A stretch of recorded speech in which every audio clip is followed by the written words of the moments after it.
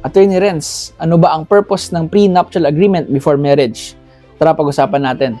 Hi guys, I'm Attorney Renz of Respicio & Company Law Firm. Ang topic po natin today, usapang prenup. Kailangan ba talaga yan o pangmayaman lang yan?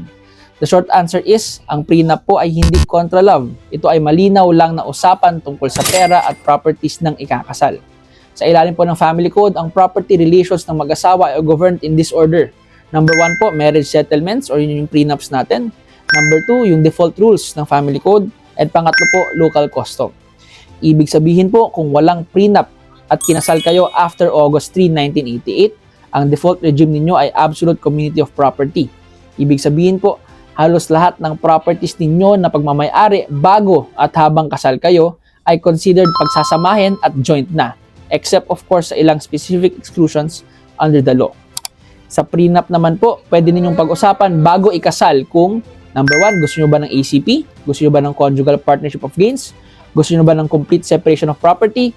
Or kung gusto nyo ng customized na arrangement na allowed under the Family Code. So ano ba talaga ang purpose ng prenup? Unang-una, para i-clarify kung kanino ang alin na property.